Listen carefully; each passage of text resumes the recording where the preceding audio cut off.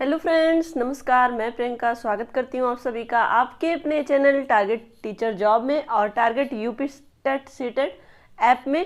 तो दोस्तों, आज हम पढ़ेंगे डीएलएड फोर्थ सेमेस्टर का हिंदी विषय और ये है आपका क्लास नंबर 10। तो दोस्तों, यहाँ पर हम लोग पढ़ने से पहले आपको इन्फॉर्म करना चाहते हैं कि आपके 2 चैप्टर कंप्लीट हो गए हैं हिंदी में और आप अब प्ले स्टोर से target UP TET CTET app download कर लीजिए और इन दोनों चैप्टर का आप टेस्ट दे दीजिए। तो दोस्तों, अब हम लोग आज पढ़ेंगे अध्याय 3, जिसके अंतर्गत हम लोग पढ़ चुके हैं कविता का अर्थ और परिभाषा और हिंदी काव्य साहित्य का विकास, जिसमें हम लोगों ने देखा था आदिकाल, भक्तिकाल और रीतिकाल का समय देखा था। और उसके बाद हम लोगों ने देखा था कविता शिक्षण के उद्देश्य और उसके बाद देखा निबंध का अर्थ एवं परिभाषा, निबंधों के प्रकार। और दोस्तों, आज हम देखेंगे कहानी का अर्थ। इस चैप्टर के अंतर्गत कहानी का अर्थ देखेंगे। तो चलिए शुरू करते हैं। यहाँ पे कहानी वह साहित्यिक गद्य विधा है जिसमें जीवन के किसी एक पक्ष का कल्पना मिश्रित मार्मिक एवं रोचक चित्रण होता है। कहानी की रचना करना ही एक कला है। तो दोस्तों, यहाँ पर हम बात करें, कहानी गद्य विधा का ही साहित्य है, यानी कि जिस तरह से गद्य को लिखा जाता है, निबंध को लिखा जाता है, उसी तरह से कहानी को भी लिखा जाता है। लेकिन कहानी में कल्पना भी मिश्रित होती है और उसमें मार्मिक एवं रोचक चित्रण भी होता है, यानी कि उसमें इमोशन भी होता है और कहीं ना कहीं कुछ बातें काल्पनिक भी होती हैं, जिससे कि जो कहानी वो रोचक बने और जो पाठक हैं उसमें और आनंद लेकर के पढ़ें। तो दोस्तों, यहाँ पर हम बात करें, कहानी करना भी एक कला होती है, यानी कि कहानी की रचना करना भी एक कला होती है। यहाँ पर देखिए, चार्ल्स बैरेट के अनुसार हम लोग देखेंगे, कहानी एक लघु वर्णनात्मक रचना है जिसमें वास्तविक जीवन को कलात्मक रूप में प्रस्तुत किया जाता है और कहानी का प्रमुख उद्देश्य मनोरंजन करना है। तो दोस्तों, यहाँ पर हम बात करें, जो कहानी होती है, कहानी के माध्यम से पाठक को बहुत ही आनंद आता है पढ़ने में। यहाँ पे हम बात कर सकते हैं कहानी का जो मार्मिक चित्रण होता है और जो उसमें पात्र कार्य करते हैं वो बहुत ही ज़्यादा इस तरह से बनाए जाते हैं जिससे कि हर किसी का जो कैरेक्टर है वो उभर कर सामने आता है, क्योंकि जो भी उसमें पात्र हैं वो किस तरह की सोच रखते हैं, किस तरह के उनके विचार हैं, किस तरह से उनका चरित्र है, और ये सारी चीज़ों पर ध्यान दिया जाता है। तो दोस्तों, यहाँ पर हम बात करें चार्ल्स बैरेट के अनुसार, तो कहानी एक लघु वर्णनात्मक रचना, यानी कि बहुत ही अच्छे ढंग से वर्णन की हुई छोटी सी रचना होती है जिसमें वास्तविक जीवन को कलात्मक रूप से प्रस्तुत किया जाता है, यानी कि जो रियलिटी है उससे संबंधित करके उसमें और बढ़िया ढंग से उसको निखार करके पाठक के सम्मुख प्रस्तुत किया जाता है।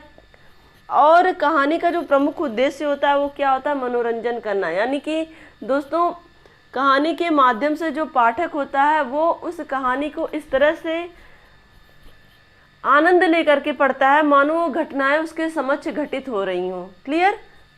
तो चलिए आगे देखते हैं कहानी का वर्गीकरण।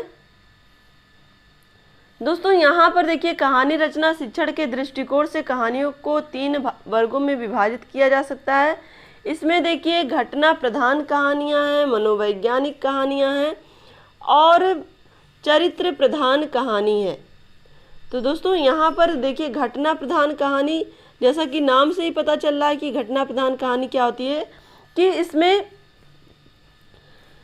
कहानियों में जो घटनाओं का क्रमवार वर्णन अथवा उनका संकलन मात्र प्रधान लक्ष्य होता है, यानी कि स्टेप बाय स्टेप जो भी घटनाएं घटित हो रही हैं उसके बारे में बहुत अच्छे ढंग से वर्णन होता है। और ऐतिहासिक कहानियां इसके अंतर्गत आती हैं, जैसे कि अगर हम बात करें बाबर के जीवन में किस तरह से जो उसके युद्ध होते हैं, पानीपत का युद्ध, खानवा का युद्ध, घाघरा का युद्ध, इस तरह से जब आप इतिहास में पढ़ेंगे तो वो भी एक चित्रण है कि क्रमवार कैसे घटनाएं घटित हो रही हैं। क्लियर? अब हम देखेंगे दोस्तों, यहाँ पर मनोवैज्ञानिक कहानी क्या होती है। तो दोस्तों, मानव आचरणों और चरित्रों तथा मनोभावों की अभिव्यक्ति मनोवैज्ञानिक पृष्ठभूमि में इसमें की जाती है, यानी कि मानव उसके आचरण यानी कि उसकी जो सोच है व्यक्ति की, उसके विचार किस तरह के हैं, उसके बारे में वर्णन किया जाता है मनोवैज्ञानिक तरीके से। और दोस्तों यहाँ पर हम बात करें तो जिसमें पाठकों के मन पर कहानी में जो भी वर्णित चरित्रों के आचरणों से प्रभाव डाला जा सके, यानी कि मनोवैज्ञानिक तरीके से उनको इस तरह से रिप्रेजेंट किया जाता है जिससे कि जो पाठक है वो मनोवैज्ञानिक तरीके से उनसे अटैच हो पाए, क्योंकि हर जो भी पात्र होते हैं कहानी में उनके अपने अपने गुण होते हैं, उनके अपने अपने दोष होते हैं। तो इस तरह से जो भी व्यक्ति पाठक जो है जिस तरह का विचार रखता है वो अपने अपने तरह के पात्रों से कनेक्ट हो पाता है। क्लियर। अब यहाँ पर देखें दोस्तों, हम तीसरा नंबर है चरित्र प्रधान कहानी। इस प्रकार की जो कहानी होती है वो कथानक के आधार पर चरित्र को प्रमुखता दी जाती है और चरित्र चित्रण को ही महत्व दिया जाता है। यानी कि यहाँ पर देखिए चरित्र का मतलब कि किस तरह का व्यक्ति है और उसकी किस तरह की सोच है, किस तरह से उसकी आदतें हैं, उन सारी चीज़ों के विषय में वर्णन होता है चरित्र प्रधान कहानियों में। दोस्तों अब जब हम देखेंगे यहाँ पर कहानी के उद्देश्य, यहाँ पर देखिए पहला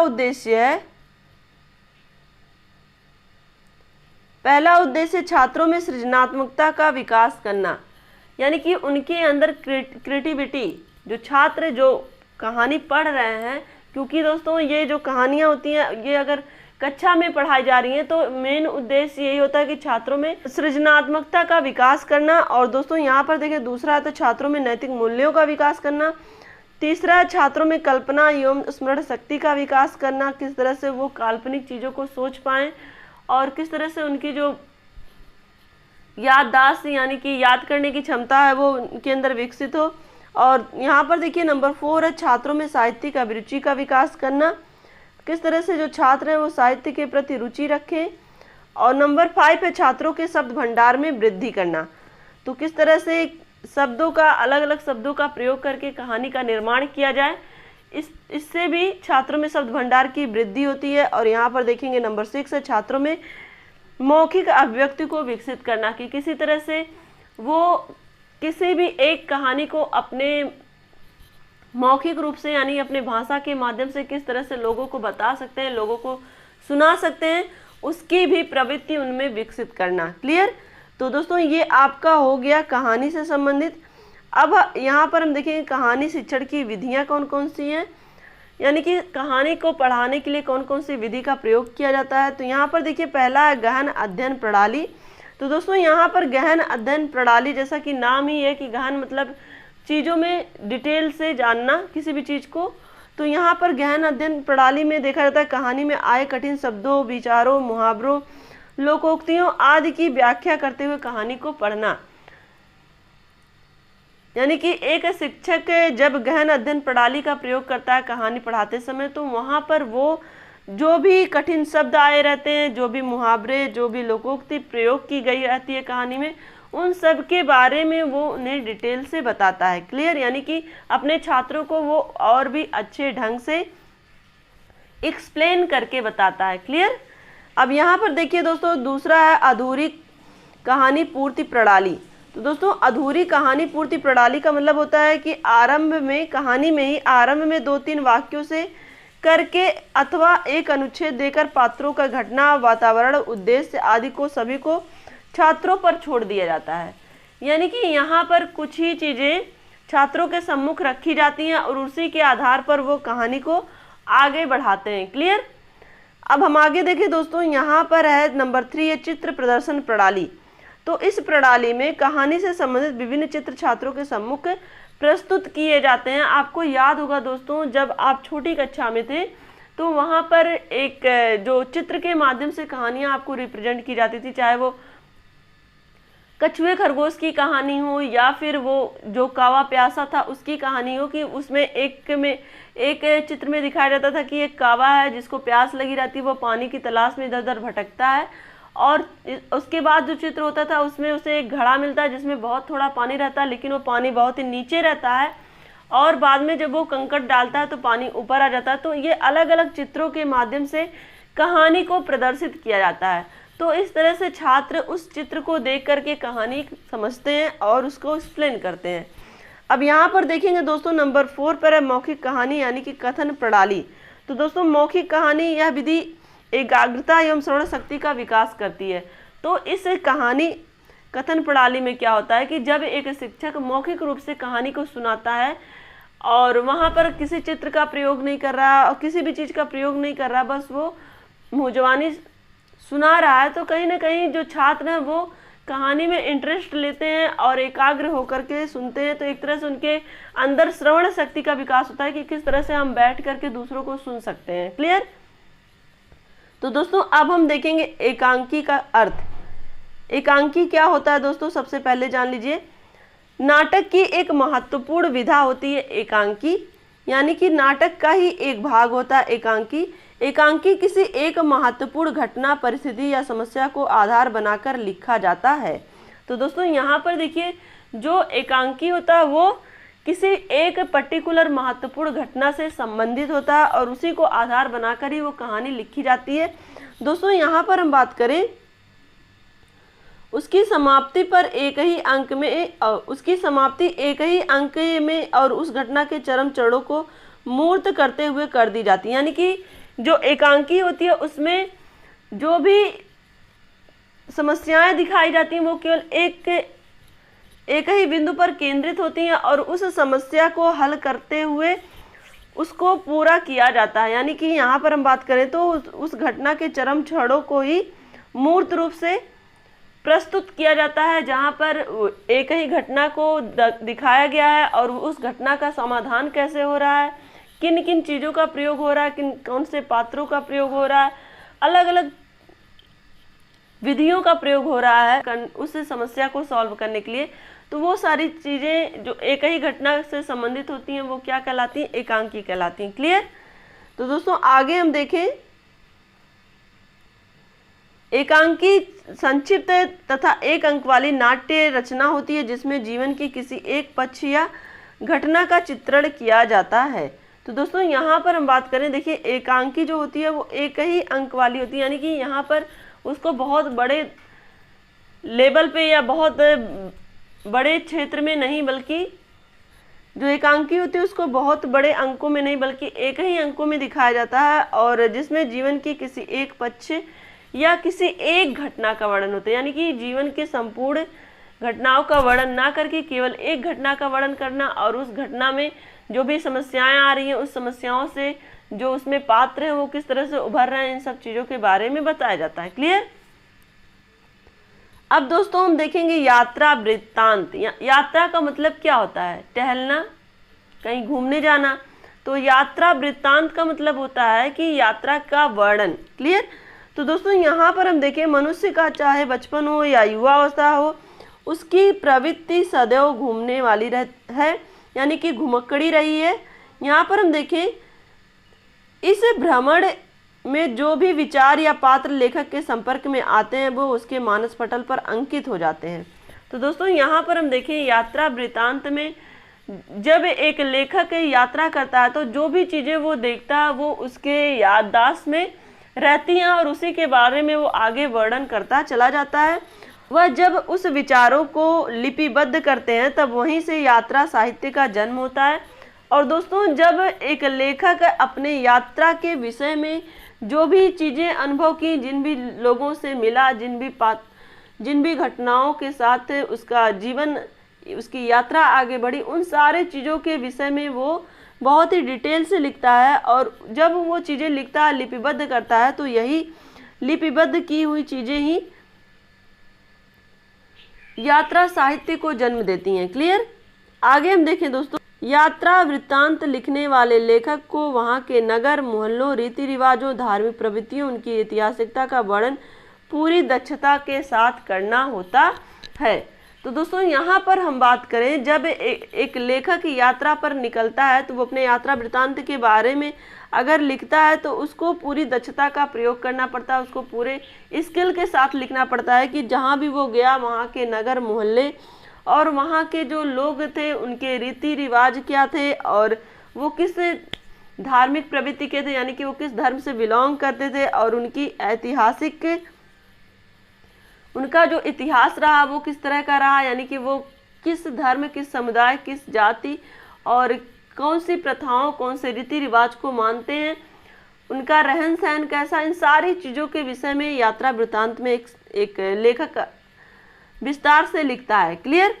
तो दोस्तों आपको समझ में आया होगा यात्रा वृत्तांत की यात्रा वृत्तांत होता क्या है, जहाँ पर एक लेखक अपने भ्रमण की हुई जगह के विषय में जो भी घटनाएं उसके साथ घटित होती हैं, जो भी चीज़ों को देखता है, वो जो भी खान पान, रहन सहन, रीति रिवाज, धर्म, इन सब के विषय में वो डिटेल से लिखता है। क्लियर? अब हम देखेंगे दोस्तों यहाँ पर जीवनी का अर्थ एवं परिभाषा। दोस्तों जिस रचना में किसी विशेष व्यक्ति का प्रामाणिक और विश्लेषणात्मक जीवन वृत्त रहता है उसे जीवनी कहते हैं। तो दोस्तों जीवनी क्या होती है कि किसी पर्टिकुलर व्यक्ति के विषय में उससे संबंधित जो भी उसके जीवन में घटनाएं घटित हुई हैं, जो भी उसने उपलब्धि हासिल की है, उन सारे चीज़ों के विषय में डिटेल से लिखा जाता है। और दोस्तों यहाँ पर हम बात करें तो जीवनी साहित्य की महत्वपूर्ण विधा है जिसमें किसी महापुरुष या विख्यात व्यक्ति के जीवन की घटनाओं, उन क्रियाकलापों तथा अन्य गुणों का आत्मीयता, औपचारिकता तथा गंभीरता से व्यवस्थित रूप में वर्णन किया जाता है। तो दोस्तों यहाँ पर हम बात करें जो जीवनी होता है उसमें किसी महत्वपूर्ण व्यक्ति या जो भी महापुरुष रहे या कोई विख्यात व्यक्ति रहा है, उसके जीवन में जो भी घटनाएं घटित हुई हैं, उसके जो भी अपने क्रियाकलाप रहे, यानी कि उसने जो भी कार्य किए अपने जीवन में, और उसके जो भी गुण थे, उसके जो भी उपलब्धियां थी, उसके विषय में बताया जाता है। और दोस्तों यहाँ पर आत्मीयता के साथ एक औपचारिकता होती कि जो भी लेखक है, यानी कि जो भी किसी पर्टिकुलर व्यक्ति की जीवनी लिख रहा है, उसका ये दायित्व होता है कि उसके प्रत्येक जो भी उसके चरित्र की विशेषताएं रही हैं उसके विषय में वो लिखता है, और साथ ही यहाँ पर वो गंभीरता के साथ व्यवस्थित रूप में उस व्यक्ति के विषय में वर्णन करता है, यानी कि जो भी उसके उपलब्धियां रही हैं, जो भी उसके कार्य रहे हैं, जो भी उसका चरित्र रहा, उन सब के विषय में वो वर्णन करता है। क्लियर? दोस्तों यहाँ पर हम देख लेते हैं डॉक्टर श्याम सुंदर दास के अनुसार, यानी कि डॉक्टर श्याम सुंदर दास ने जीवनी के विषय में जो परिभाषा लिखी है, दोस्तों यहाँ पर ये क्या कहते हैं कि जब कोई लेखक वीर पूजा की भावना से प्रेरित होकर किसी महान व्यक्ति की, चाहे वह किसी भी क्षेत्र से संबंधित हो, जीवन कथा लिखे तो वह क्या कहलाती है? जीवनी कहलाती है। तो दोस्तों इनका क्या कहना है कि जब भी कोई लेखक एक वीर पूजा, यानी कि किसी वीर की पूजा करने का बहुत ही अच्छा माध्यम है कि हम उसके बारे में अपने शब्दों के माध्यम से लेख लिखें, यानी कि यहाँ पर जो भी जीवनी लिखी गई है अलग अलग लेखकों के द्वारा किसी के विषय में भी, तो वो कहीं ना कहीं एक वीर पूजा का प्रतीक है कि किस तरह से हमारे जो अपने महापुरुष रहे हैं, जो महत्वपूर्ण व्यक्तित्व रहे हैं, उनके विषय में हम कैसे जीवनी के माध्यम से उनके विषय में कैसे अपने शब्दों के माध्यम से लिखें कि जिससे कि लोग उनके अच्छाइयों को जान सकें, उनकी उपलब्धियों को जान सकें, उनके बारे में और अच्छे ढंग से जानकारी प्राप्त कर पाएं। तो इन सब चीज़ों के विषय में एक लेखक इसलिए लिखता है जिससे कि जो भी महान व्यक्तित्व हैं उनके विषय में पूरी दुनिया को पता चले। और दोस्तों यहाँ पर हम बात करें तो जीवन की जो कथा होती है किसी महापुरुष के विषय में, उसे ही क्या कहते हैं? जो लिपिबद्ध रूप से लिखी जाती है उस महापुरुष के बारे में, उसे ही क्या कहते हैं? जीवनी कहते हैं। तो दोस्तों आज के लिए बस इतना ही। वीडियो को लाइक कर दीजिएगा और कमेंट के माध्यम से हमें ज़रूर बताइएगा कि हमारा ये प्रयास आपको कैसा लगता है। और दोस्तों अगर आप चैनल पर नए हैं तो प्लीज़ चैनल को सब्सक्राइब भी कर लीजिएगा।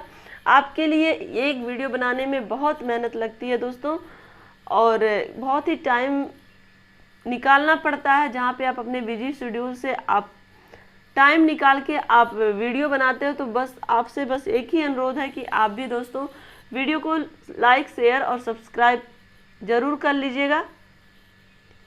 तो इसी तरह से दोस्तों आप अपनी मेहनत जारी रखिए। कल आपका हो जाएगा सामाजिक अध्ययन का टर्न, कल आपका सामाजिक अध्ययन की क्लास रहेगी। तो इसी तरह से आप अपनी मेहनत जारी रखिए, अपना ध्यान रखिए, अपनों का ध्यान रखिए, अपने आसपास सफाई रखिए। हमसे जुड़ने के लिए थैंक यू सो मच। जय हिंद।